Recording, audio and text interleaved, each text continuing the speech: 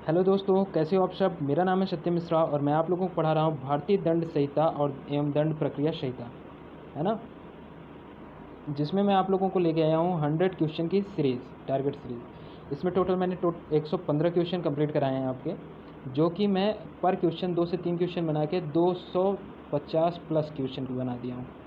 मतलब 4 वीडियो की जो सीरीज़ है, लगभग 25 मिनट की पर सीरीज़ पड़ रही है। तो वो टोटल मिला के आपको 250 क्वेश्चन कंप्लीट कराएगी। और 250 क्वेश्चन कंप्लीट कराने के बाद आईपीसी और सीआरपीसी से रिलेटेड आपका कोई भी क्वेश्चन फंसेगा नहीं। 8 चैप्टर है टोटल जो मैं पढ़ाने वाला हूँ मूल विधि में। मैं हो सकेगा तो इस महीने के अंत तक या अगले महीने की शुरुआत में अक्टूबर फर्स्ट वीक तक पूरा का पूरा 8 चैप्टर ख़त्म कर दूंगा मूल विधि का। तो कोशिश करिएगा कि वीडियो को अंत तक देखिए। वीडियो अच्छा लगे तो वीडियो को प्लीज़ लाइक करिएगा, अपने दोस्तों में शेयर करिए और सबसे इम्पोर्टेंट चीज़, चैनल को ज़रूर से ज़रूर सब्सक्राइब करिए। तो चलिए हम शुरुआत करते हैं अपना ये नया सेशन। और स्टार्ट करने से पहले मैं आप लोगों से एक क्वेश्चन पूछना चाहूँगा कि बलवा की जो धारा है वो कौन सी है। बलवा की धारा, कौन से धारा में बलवा को परिभाषित किया गया और बलवा किसे कहते हैं, इसका आंसर मैं बताऊंगा वीडियो के अंत में। और एक नया क्वेश्चन है। नया क्वेश्चन क्या है, धारा 122 क्या कहती है, इसका आंसर मैं बताऊंगा कमेंट सेक्शन में। तो कोशिश करिएगा कि आंसर सही दीजिए। अगर आपने पढ़ा होगा पिछला वीडियो तो वहाँ से आपको नॉलेज होगी। तो चलिए शुरू करते हैं हम अपना क्वेश्चन। दंड प्रक्रिया संहिता के अंतर्गत जांच की जाती है केवल मजिस्ट्रेट द्वारा, पुलिस अधिकारी द्वारा, सत्र न्यायालय द्वारा, मजिस्ट्रेट या न्यायालय द्वारा। तो दंड प्रक्रिया संहिता सीआरपीसी के तहत मजिस्ट्रेट और न्यायालय दो का दोनों आदमी जांच करवा सकता है। तो option D is right option. आइए इसका व्याख्या देख लेते हैं। जांच इंक्वायरी से अभिप्रेत है, विचारण से भिन्न ऐसी प्रत्येक जांच जो इस संहिता के अधीन मजिस्ट्रेट या न्यायालय द्वारा की जाए। धारा 2(6) में बताया गया है कि जांच किससे अभिप्रेरित है, मजिस्ट्रेट या फिर न्यायालय द्वारा किसी से भी करवाया जाए। अतः स्पष्ट है कि जांच मजिस्ट्रेट या न्यायालय द्वारा की जाती है। विचरण ट्रायल शब्द संहिता की धारा 2(6) में प्रयोग किया गया है, किंतु इसे पृथकतः परिभाषित नहीं किया गया है। सामान्यतः मजिस्ट्रेट या न्यायालय के समक्ष किसी आपराधिक अभियोग को सिद्ध या असिद्ध करने की पूर्ण प्रक्रिया विचरण कहलाती है। ठीक है, तो धारा 2(6) में बताया गया है कि किस तरीके की जांच सीआरपीसी के तहत किससे होगी, मजिस्ट्रेट और जिला न्यायालय या न्यायालय। असंज्ञेय अपराध से अभिप्रेत है ऐसा अपराध जिसमें एक पुलिस अधिकारी बिना वारंट के गिरफ्तार नहीं कर सकता। असंज्ञेय अपराध की बात हो रही है। ठीक है, ऑप्शन बी, एक पुलिस अधिकारी अपने विवेक के आधार पर गिरफ्तार कर सकता है। एक पुलिस अधिकारी बिना वारंट के गिरफ्तार करने का प्राधिकार रखता है। ऑप्शन डी है, परिवादी के निवेदन पर गिरफ्तार किया जा सकता है। तो एक पुलिस अधिकारी बिना वारंट के गिरफ्तार नहीं कर सकता है अगर जो अपराध है वो असंज्ञेय है, मतलब इतना ज़्यादा जुर्म नहीं है, वो इमिडिएटली इमरजेंसी जैसा सिचुएशन वहाँ पे नहीं है, किसी की हत्या नहीं हुई है, किसी का कुछ नहीं हुआ है, नॉर्मल कुछ केस हो गया है किसी पे, किसी ने लांछन लगा दिया है, मानहानि कर दिया गया है, तो उसके लिए उसे वारंट की ज़रूरत पड़ेगी। तो वारंट के बिना पुलिस अधिकारी गिरफ्तार नहीं कर सकता है। आइए आगे बढ़ के देखते हैं, इसका व्याख्या देख लेते हैं। दंड प्रक्रिया संहिता 1973 की धारा 2(ठ) असंज्ञेय अपराध को परिभाषित करती है। इस धारा के अनुसार असंज्ञेय अपराध से अभिप्रेत है ऐसा अपराध जिसके लिए असंज्ञेय मामला से अभिप्रेत है ऐसा मामला जिसमें पुलिस अधिकारी वारंट के बिना गिरफ्तार नहीं कर सकता। 1973 की भारतीय दंड प्रक्रिया संहिता की धारा 2(ठ) में। नेक्स्ट क्वेश्चन पे चलते हैं।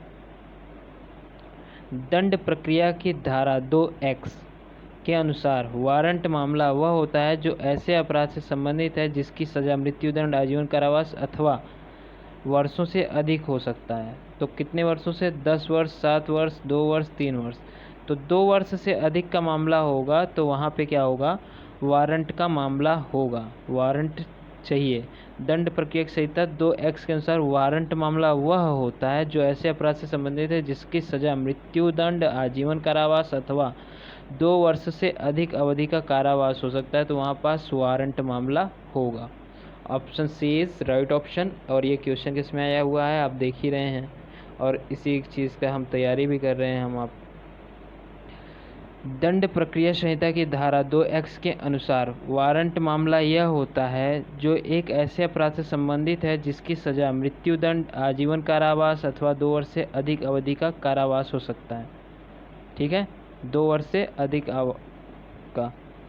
नेक्स्ट क्वेश्चन चलते हैं। एक मुख्य न्यायिक दंडाधिकारी दंडादेश दे सकता है 3 वर्ष से अनधिक अवधि के लिए कारावास या 5,000 रुपये के अनधिक जुर्माने या दोनों।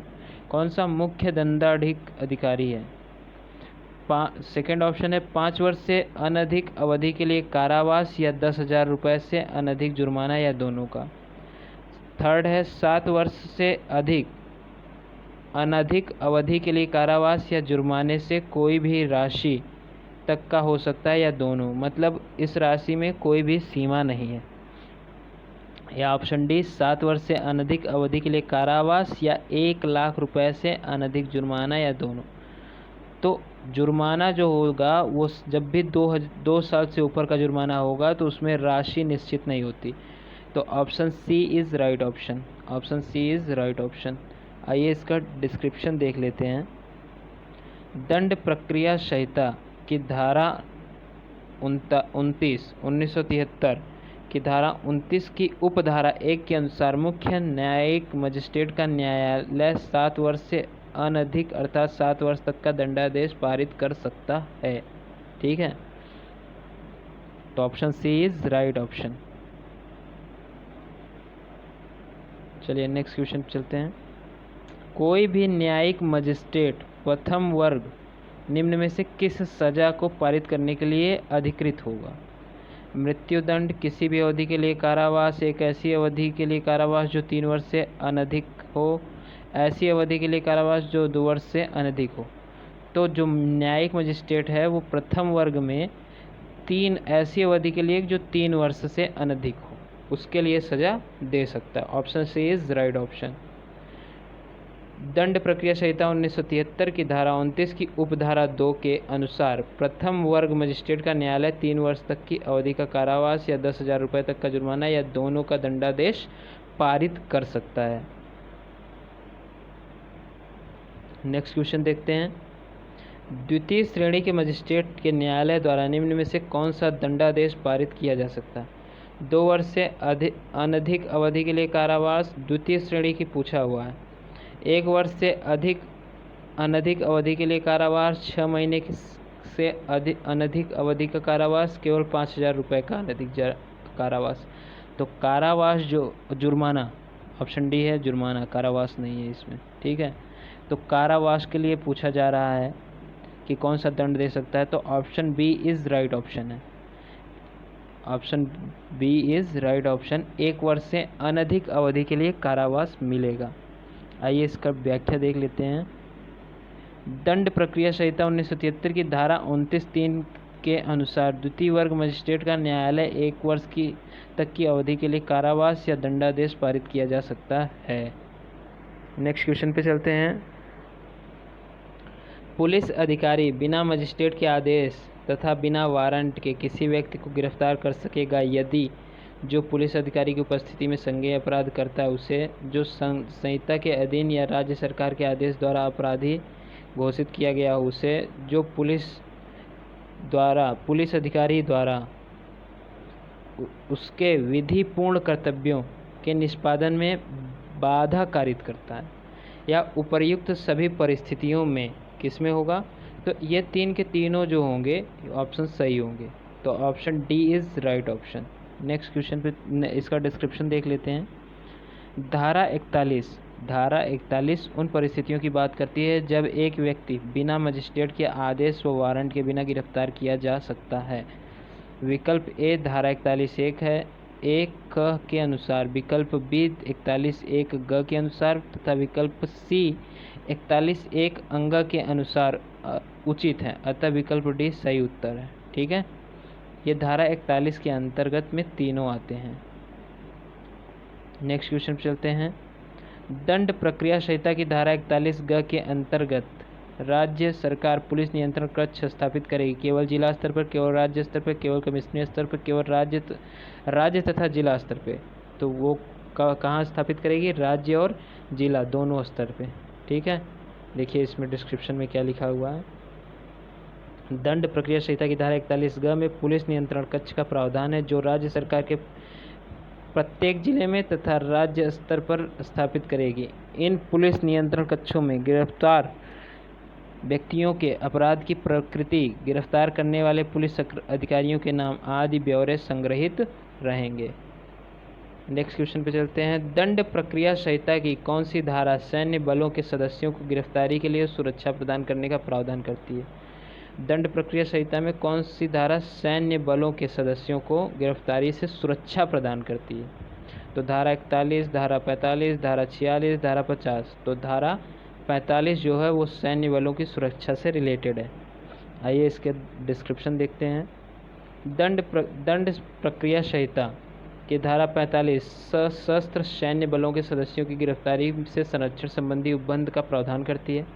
इस धारा के अनुसार केंद्र सरकार की सहमति के बिना संघ के सशस्त्र बलों का कोई भी सदस्य अपने पदीय कर्तव्यों के निर्वहन करने में से अपने द्वारा की गई या की जाने के लिए तत्पर्य किसी बात के लिए गिरफ्तार नहीं किया जाएगा।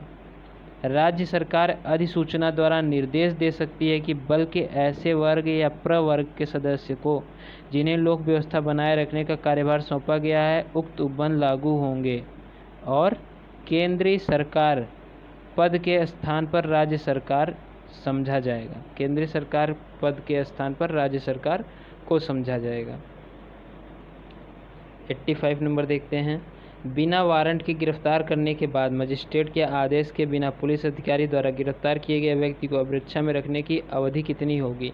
तो ये तो सबको लगभग कॉमन क्वेश्चन है, 24 घंटे। और ये इम्पोर्टेंट क्वेश्चन है जो कि आ सकता है आपके एग्ज़ाम में। इसका डिस्क्रिप्शन देख लेते हैं। बिना वारंट गिरफ्तारी किए गए व्यक्ति को मजिस्ट्रेट के विशेष आदेश के बिना पुलिस अधिकारी द्वारा अभिरक्षा में निरुद्ध रखने की अधिकतम अवधि 24 घंटे हो सकती है, किंतु इस निरुद्ध काल की गणना में गिरफ्तारी के स्थान पर मजिस्ट्रेट के न्यायालय तक गिरफ्तार व्यक्ति को ले जाने की गई यात्रा के समय की गणना नहीं की जाएगी। मतलब लाने ले जाने में उसकी गणना नहीं होगी। नॉर्मल जितनी देर रह रहा है उतनी देर के लिए ही गिना जाएगा। नेक्स्ट क्वेश्चन पे चलते हैं।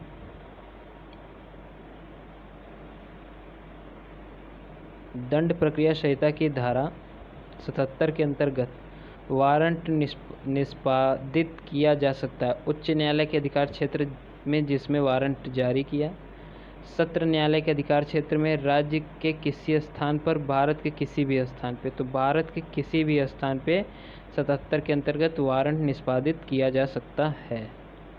दंड प्रक्रिया संहिता 1973 की धारा 77 के वारंट के निष्पादन के संबंध में प्रावधान करती है। धारा 77 के अनुसार गिरफ्तारी का वारंट भारत के किसी भी स्थान पर निष्पादित किया जा सकता है। नेक्स्ट क्वेश्चन पे चलते हैं। निम्नलिखित में से किस वाद में उच्चतम न्यायालय ने यह निर्णय दिया है कि दंड प्रक्रिया संहिता की धारा 125 सभी पर लागू होती है, चाहे वो किसी भी धर्म का अनुयायी हो? मोहम्मद अहमद खां बनाम शाहबानो बेगम, मोहम्मद उमर खान बनाम गुलशन बेगम, शबाना उर्फ सैरा बानू बनाम AM अब्दुल, सिराज मोहम्मद खान बनाम हफीनुजिस यासिर खान। तो शाहबानो बेगम जो था वो इसी के लिए धारा 125 के लिए ही था। तो option A is right option. Shah Bano case जो था वो धारा 125 पे ही बेस्ड है। आइए इसका डिस्क्रिप्शन देख लेते हैं। मोहम्मद अहमद खां बनाम शाहबानो बेगम 1985 के वाद में उच्चतम न्यायालय ने अभिनिर्धारित किया कि दंड प्रक्रिया संहिता की धारा 125 के प्रावधान सभी धर्मावलंबियों पर एक समान लागू होंगे, अतः मुस्लिम महिला भी इनके अंतर्गत भरण पोषण की मांग कर सकती हैं। यह 3 तलाक वाला जो मामला था उसी से रिलेटेड है। 3 तलाक के बाद में जो भी भरण पोषण के लिए धारा है वो 125 है। विधि विरुद्ध जमाव के तितर बितर करने का समादेश कौन दे सकता है? कार्यपालक मजिस्ट्रेट, न्यायिक मजिस्ट्रेट, थानेदार, ए और सी। तो जाहिर सी बात है ऑप्शन न्यायिक मजिस्ट्रेट भी दे देगा, थानेदार भी दे देगा, तो option D is right option. देख लेते हैं इसका भी डिस्क्रिप्शन।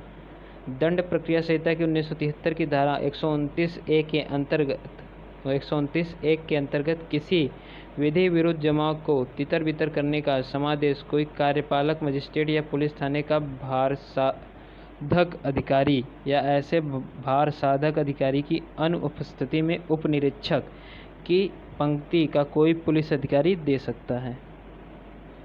नेक्स्ट क्वेश्चन पे चलते हैं। दंड प्रक्रिया संहिता की धारा 154 के अधीन प्रथम सूचना रिपोर्ट दी जा सकती है केवल अजमानती व संज्ञेय अपराध के संबंध में, किसी भी अपराध के संबंध में, केवल संज्ञेय अपराध के संबंध में, केवल लिखित में।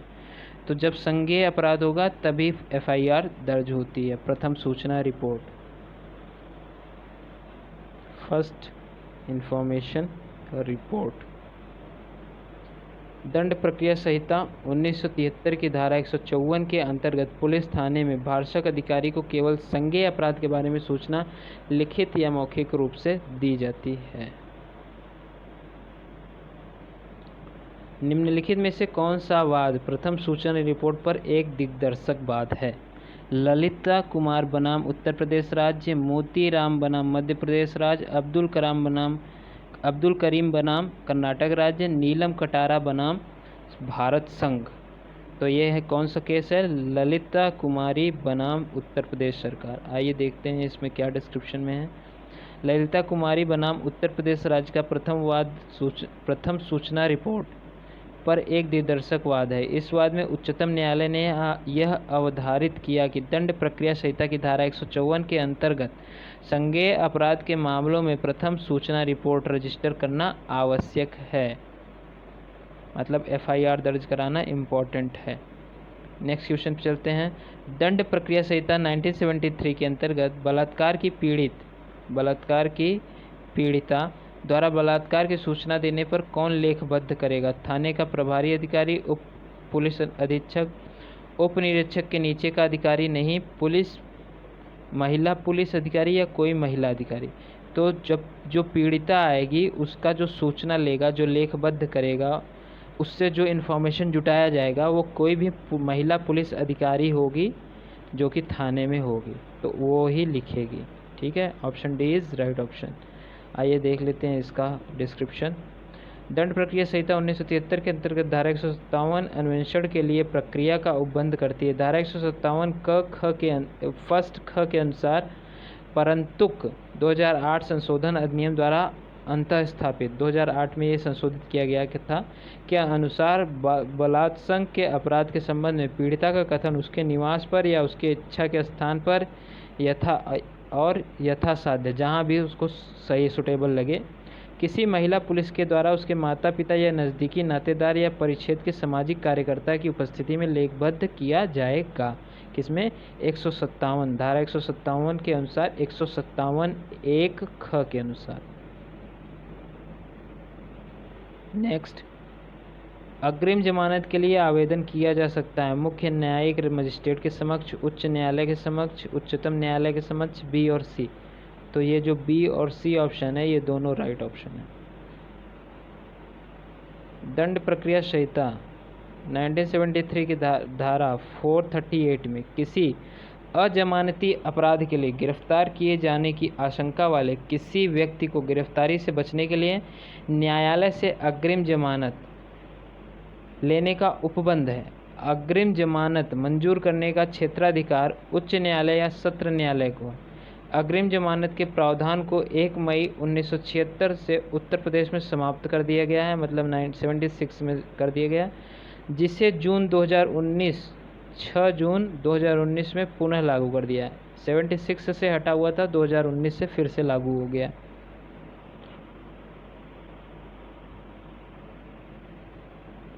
दंड प्रक्रिया संहिता की धारा 154 के अधीन प्रथम सूचना रिपोर्ट संबंधित है। किससे से संबंधित है? असंज्ञेय अपराध से, केवल संज्ञेय अपराध से, असंज्ञेय तथा संज्ञेय अपराध से, उपरोक्त में से कोई नहीं। तो संज्ञेय अपराध जब होगा तभी एफआईआर दर्ज होती है 154 के अधीन में। दंड प्रक्रिया संहिता की धारा 154 के अधीन प्रथम सूचना रिपोर्ट केवल संज्ञेय अपराध से संबंधित है, जबकि दंड प्रक्रिया संहिता की धारा 155 असंज्ञेय अपराध के विषय में इल्तिला और ऐसे मामलों में का अन्वेषण से संबंधित है। मतलब 154 FIR के लिए है और 155 में इसको बताने और उसका अन्वेषण करने के मामले में धारा 155। 94 देख लेते हैं क्या कह रहा है। दंड प्रक्रिया संहिता की धारा 2C या 2G में निम्न में से क्या परिभाषित किया गया है? जमानती अपराध, गैर जमानती अपराध, संज्ञेय अपराध, असंज्ञेय अपराध। तो दंड 2C में क्या बताया गया है? संज्ञेय अपराध को बताया गया है। दंड प्रक्रिया से 2C में संज्ञेय अपराध को परिभाषित किया गया है। दंड प्रक्रिया संहिता की धारा 2H या 2J में निम्न में से क्या परिभाषित किया गया? अन्वेषण, दोष, जांच, इनमें से कोई नहीं। तो अन्वेषण को बताया गया है। दंड प्रक्रिया संहिता की धारा 2J में अन्वेषण, इन्वेस्टिगेशन को परिभाषित किया गया है। इसके अनुसार अन्वेषण की कार्यवाही साक्ष्य एकत्रित करने के लिए की जाती है।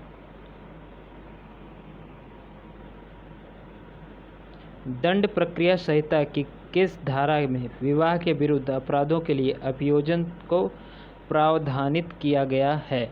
धारा 196, धारा 197, धारा 198, इनमें से कोई नहीं। तो धारा 198 क्या कहता है? विवाह के विरुद्ध अपराध का अभियोजन पता करने का। दंड प्रक्रिया संहिता धारा 198 में विवाह के विरुद्ध अपराधों के लिए अभियोजन को प्रावधानित किया गया है। नेक्स्ट क्वेश्चन चलते हैं। दंड प्रक्रिया संहिता की किस धारा में यह प्रावधानित किया गया है कि पुलिस अधिकारी के अन्वेषण के दौरान किया गया कोई कथन यदि लेखबद्ध किया जाता है तो वह कथन करने वाले व्यक्ति द्वारा हस्ताक्षरित नहीं किया जाएगा?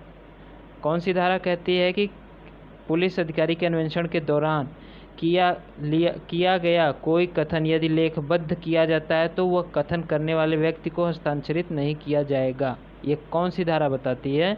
ये धारा बताती है 161, 162, 163, 164। तो 162 धारा क्या कहती है कि पुलिस जब अन्वेषण के प्राथमिकी दर्ज करने के बाद में जब जांच करने लगती है तो जो आदमी बताएगा, अपनी सारी बातें समझाएगा, वो ज़रूरी नहीं है कि उस चीज़ पे हस्ताक्षर करे, या जो अपराधी है वो ज़रूरी नहीं है कि वो बात बताते टाइम हस्ताक्षर करे। करवाने की कोशिश करते हैं लेकिन ज़रूरी नहीं है कि वो हस्ताक्षर करे ही, जब तक उसकी वकील की मौजूदगी नहीं होगी। दंड प्रक्रिया संहिता की धारा 162(1) में यह प्रावधानित किया गया है कि पुलिस अधिकारी से अन्वेषण के दौरान किया गया कोई कथन यदि लिखा जाता है तो यह कथन करने वाले व्यक्ति द्वारा हस्ताक्षरित नहीं किया जाएगा। नेक्स्ट क्वेश्चन चलते हैं। निम्न में से सत्य कथन को चुनना है। संज्ञेय अपराध एक ऐसा अपराध अभिप्रेरित है जिसमें पुलिस अधिकारी बिना वारंट की गिरफ्तारी कर सकता है। उच्च न्यायालय से अभिप्रेत है किसी राज्य के संबंध में उस राज्य का उच्च न्यायालय। उक्त दोनों उपरोक्त में से कोई नहीं। तो ये भी सही है, ये भी सही है, तो option C is right option.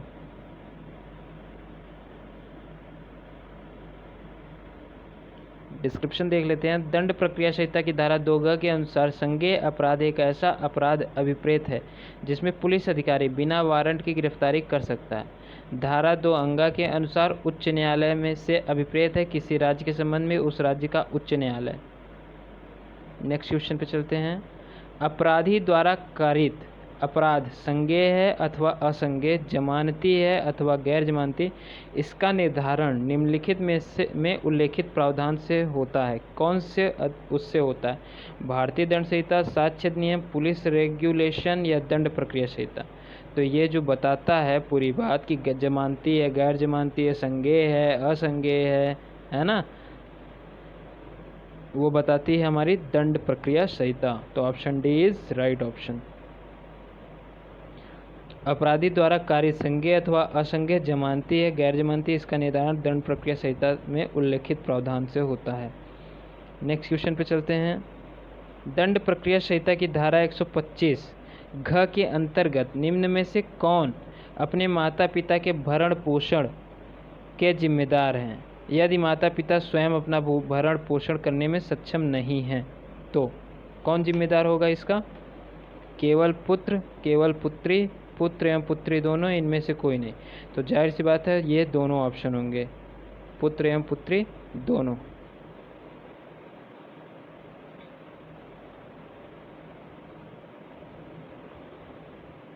दंड प्रक्रिया संहिता की धारा 125 घ के अंतर्गत पुत्र एवं पुत्री दोनों अपने माता पिता के भरण पोषण के जिम्मेदार हैं यदि माता पिता स्वयं अपना भरण पोषण करने में सक्षम नहीं है तो। नेक्स्ट क्वेश्चन देखते हैं।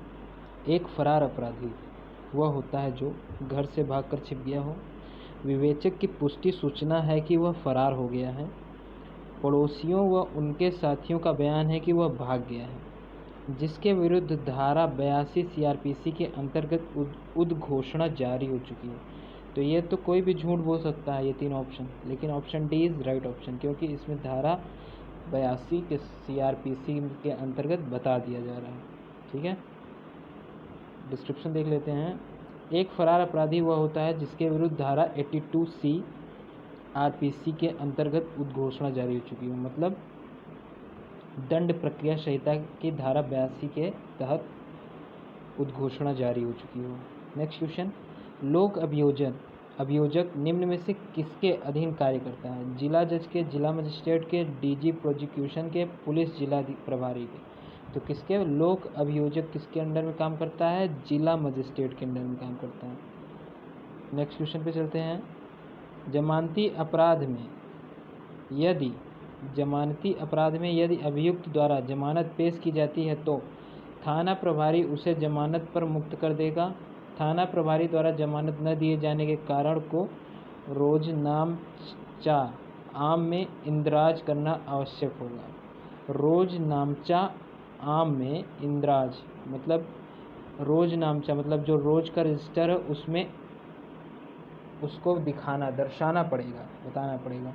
ठीक है, जमानत नहीं दिए जाने के कारण को रोजनामचा रजिस्टर में उसे दर्शाना पड़ेगा कि क्यों नहीं दे रहा है। नेक्स्ट है, उक्त दोनों या थाना प्रभारी अभियुक्त को मजिस्ट्रेट के पास भेज देगा।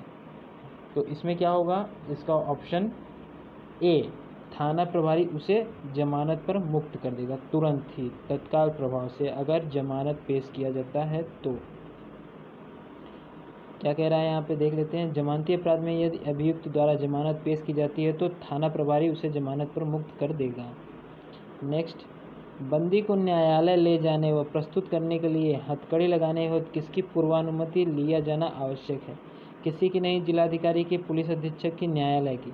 तो जब तक न्यायालय नहीं कहेगा कि इससे हथकड़ी लगाओ तब तक देखा करिए आप कभी भी किसी बंदी को देखे होंगे तो पुलिस वाले क्या करेंगे, उससे रस्सी से बांध के अपने हाथ में रस्सी बांधे रहते हैं। लेकिन हथकड़ी तब कहते हैं जब तक न्यायालय अपने सम्मुख हथकड़ी लगा के बुलाने के लिए नहीं कहता है। तो option D is right option. आइए इसका डिस्क्रिप्शन देखते हैं। किसी बंदी को न्यायालय में हथकड़ी लगाकर लाना, ले जाना या रस्सियों से बांधना उसके प्रति अमानवीय बर्ताव है। उच्चतम न्यायालय ने ऐसा सुनील बत्रा केस में कहा था। यह भी निर्देश दिया कि नियमित तौर पर किसी बंदी को हथकड़ी लगाकर नहीं रखा जाए। न्यायालय ने यह स्पष्ट किया था कि केवल अपवादिक परिस्थितियों में हथकड़ी लगाने की स्थिति में पहले न्यायिक अनुमति लिया जाना चाहिए। जब तक न्यायिक अनुमति नहीं होगी तब तक हथकड़ी नहीं लगाना चाहिए। नेक्स्ट क्वेश्चन पे चलते हैं। संक्षिप्त विचारण में कितनी अवधि के लिए अधिकतम कारावास की सजा दी जाती है? तो संक्षिप्त विचारण समरी ट्रायल में कितनी अवधि के लिए अधिकतम कारावास दिया जाएगा? 3 माह से अधिक नहीं, 6 माह से अधिक नहीं, 1 साल से अधिक नहीं, 2 साल से अधिक नहीं। तो 3 माह से जो संक्षिप्त ट्रायल होता है उनमें 3 माह से अधिक की अवधि मतलब यही सज़ा दी जाती है, 3 माह से ज़्यादा की सज़ा नहीं दी जाती। नेक्स्ट क्वेश्चन है, GD तथा CD के प्रत्येक पृष्ठ पर किसके कार्यालय की मुहर लगी होती है? प्रत्येक पृष्ठ पर। तो GD और CD मतलब या तो बुक होगा या डायरी होगी। ठीक है, पुलिस अधीक्षक, पुलिस आयुक्त, पुलिस उपमहानिरीक्षक, पुलिस मुख्यालय या किसी का नहीं। तो किसका मुहर लगा होगा? पुलिस अधीक्षक का। आइए डिस्क्रिप्शन देखते हैं इसका। GD मतलब जर्नल डायरी, CD मतलब केस डायरी के प्रत्येक पृष्ठ पर पुलिस अधीक्षक के कार्यालय की मुहर लगी होती है। नेक्स्ट क्वेश्चन चलते हैं। दंड प्रक्रिया संहिता की किस धारा में संज्ञेय अपराधों को किए जाने से रोकने के लिए गिरफ्तारी का अधिकार पुलिस को प्रदत्त है। धारा 151, 161, 165, 167।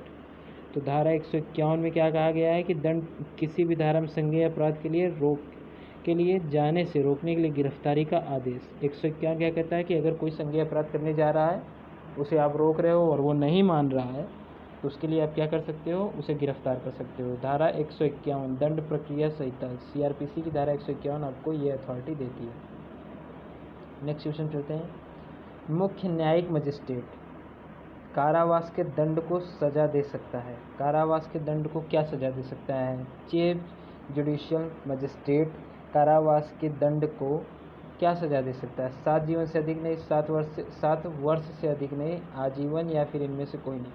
तो जो मुख्य न्यायिक मजिस्ट्रेट होता है वो 7 वर्ष से अधिक का किसी को भी दंड नहीं दे सकता। धारा 29(1) के अनुसार मुख्य न्यायिक मजिस्ट्रेट 7 वर्ष तक के कारावास के दंड की सजा दे सकता है। नेक्स्ट क्वेश्चन, पैतृकता का निर्धारण अब किसके द्वारा संभव है? रक्त जांच, DNA जांच, ब्रेन मैपिंग, इनमें से कोई नहीं। तो DNA जांच ही पहले होता था, रक्त जांच अब क्या है, DNA जांच से ही हो जाती है। पैतृकता का निर्धारण अब DNA जांच द्वारा संभव है।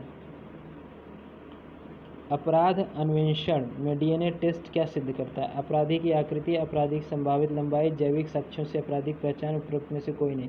तो जैविक साक्ष्यों से अपराधी की पहचान होती है किससे? DNA से। मान लीजिए कोई रेपिस्ट है या फिर किसी ने बलात्संग कर दिया है, बलात्कार कर दिया है, तो DNA के थ्रू उसकी पहचान की जाती है। Option C is right option. अपराध अन्वेषण में DNA टेस्ट जैविक साक्ष्यों से अपराधी की पहचान सिद्ध करता है। नेक्स्ट क्वेश्चन चलते हैं। पसीना जैविक साक्ष्यों के रूप में किस जांच में स्वीकार किया जाता है? रक्त जांच, DNA जांच, लाई डिटेक्टिव जांच, उपरोक्त में से कोई नहीं। तो ये DNA जांच में आता है। पसीना जैविक साक्ष्य के रूप में DNA जांच में स्वीकार किया जाता है। अन्वेषण के दौरान झूठ पकड़ने के लिए निम्न में से किसका प्रयोग किया जाता है? Narco test, brain mapping test, polygraph test, उपर्युक्त में सभी। तो जब झूठ बोलने की बात होती है तो ये नार्को टेस्ट भी करा सकते हैं, ब्रेन मैपिंग भी करा सकते हैं, पॉलीग्राफ भी करा सकते हैं। मतलब option D is right option. कैदी शिनाख्त अधिनियम की धारा 4(6) के अधीन अपराध का विचारण कौन करता है? कैदी शिनाख्त नियम तो की धारा 4(6) के अधीन कौन? मजिस्ट्रेट प्रथम श्रेणी, मजिस्ट्रेट द्वितीय श्रेणी, कार्यपालक मजिस्ट्रेट, जिला मजिस्ट्रेट। तो मजिस्ट्रेट प्रथम श्रेणी जो होगा वो कैदी शिनाख्त करेगा किसकी? कैदी शिनाख्त अधिनियम के धारा 4 व 6 के अधीन में। वैज्ञानिक साक्ष्य के संबंध में सत्य कथन चुनिए। सत्य और निश्चित, मानवीय, सुविधाजनक, उपयुक्त सभी। तो वैज्ञानिक साक्ष्य के सत्य कथन क्या होगा? सत्य और निश्चित, एक्यूरेट। जब एक्यूरेसी नहीं होगी तो वो वैज्ञानिक नहीं है। नेक्स्ट क्वेश्चन देखते हैं। पुलिस अभिरक्षा में होते हुए अभियुक्त अ ने एक मजिस्ट्रेट के समक्ष स्वीकृति की। साक्ष्य अधिनियम 1872 की किस धारा के अनुसार यह स्वीकृति उसके विरुद्ध साबित की जा सकती है? धारा 26, धारा 27, धारा 25, धारा 29। तो भारतीय दंड संहिता 1872 साक्ष्य अधिनियम के तहत भारतीय दंड संहिता की धारा 26 के तहत वो स्वीकृत किया जाएगा। कि बलवा क्या होती है? बलवा, इसके बारे में मैं बोला था कि वीडियो के अंत में आंसर दूंगा। तो बलवा समझ लीजिए क्या होता है। भारतीय दंड संहिता IPC की धारा 146 के अनुसार, मतलब 146 में दिया गया है, जब भी गैर कानूनी जन समूह 5 या 5 लोगों से ज़्यादा की भीड़, ठीक है, जन समूह द्वारा या उसके किसी भी सदस्य द्वारा, कोई भी इसमें से कैंडिडेट हो, बल का प्रयोग या हिंसा किया जाता है, बल का प्रयोग और हिंसा किया जाता है, ऐसे जन समूह के आम उद्देश्य के अभियोजन में जो ऐसे जन समूह का हर सदस्य बलवा के अपराध का दोषी हो जाता है। मतलब जो 5 या 5 से ज़्यादा का ग्रुप है वो हिंसा के लिए कोई प्लान बना रहा है और उसको कोई एक सदस्य अंजाम देने लगता है और ये सब के सब वहाँ हैं, तो इनमें से सबको बलवा का दोषी माना जाएगा क्योंकि ये भीड़ के रूप में, ठीक है। तो जब भी कोई हिंसात्मक कार्य कर रहा होता है तो वहाँ पास भीड़ के द्वारा, तो वहाँ बलवा शब्द का यूज़ किया जाता है। ठीक है। यहाँ से हमारा ये एक चैप्टर ख़त्म हो गया, आईपीसी सीआरपीसी हमारा ख़त्म होता है। इसके बाहर कोई भी क्वेश्चन आएगा नहीं, इस चीज़ की लगभग 99% गारंटी है कि इसके बाहर का कोई क्वेश्चन आपसे एग्ज़ाम में नहीं पूछेगा। बस कोशिश यही करिएगा कि वीडियो को थोड़ा फास्ट फॉरवर्ड मोड में और 2 से 3 बार रिपीट कर दीजिए सारे वीडियोस। तो वीडियो अच्छा लगा तो प्लीज़ वीडियो को लाइक करिएगा, शेयर करिएगा अपने दोस्तों में, और सबसे बड़ी चीज़ सब्सक्राइब करिएगा। ये जो चैप्टर मैं ख़त्म किया हूँ यूपीएसआई के लिए मोस्ट इंपॉर्टेंट है। आईपीसी सीआरपीसी बहुत सारे लोग पढ़ाते हैं, इसमें मैं बहुत ज़्यादा आपका टाइम नहीं लिया हूँ। 100+ क्वेश्चन कराया हूँ, लगभग 115 क्वेश्चन। नेक्स्ट चैप्टर में कराऊँगा आईटी से संबंधित या फिर आयकर से संबंधित, कोई भी एक चैप्टर हो सकता है। तो उसके लिए तैयार रहिएगा। कोशिश करूँगा कि जल्दी से जल्दी अब 2 से 3 पार्ट में ही कर दूँ, क्योंकि ये 4 पार्ट काफ़ी लंबा होने लगा है और एग्ज़ाम बहुत नज़दीक आ गया है। तो अपने दोस्तों में प्लीज़ शेयर करिएगा और सपोर्ट बनाने के लिए चैनल को प्लीज़ सब्सक्राइब करिएगा, इसकी बहुत नीड है। और अपनी कोई भी चीज़ हो जो आपके दिमाग में आ रही है, माइंड में आ रही है कि कुछ इम्प्रूवमेंट लाया जाए या फिर कैसे किया जाए, ये तो मैं बुक से पीडीएफ बनाया हुआ हूँ, इसकी वजह से ये आंसर तो मैं नहीं छिपा सकता। इसको मैं एडिट करूँगा फिर इसे बनाऊँगा तो काफ़ी टाइम लग जाएगा, और फिर समझाने के लिए मुझे बीच में काफ़ी बोलना पड़ेगा। तो उसके लिए मैं इन सब चीज़ों को रखा हुआ हूँ, परेशान मत होइए इन सब चीज़ों से। आप अपना क्वेश्चन पे फोकस